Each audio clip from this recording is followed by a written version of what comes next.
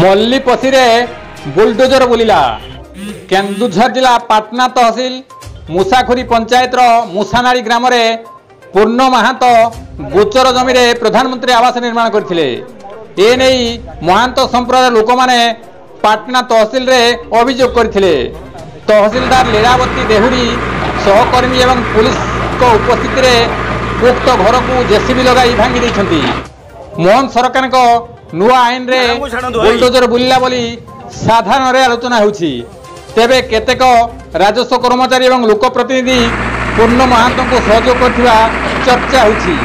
गोविंद राउत का report, KD जुड़िया।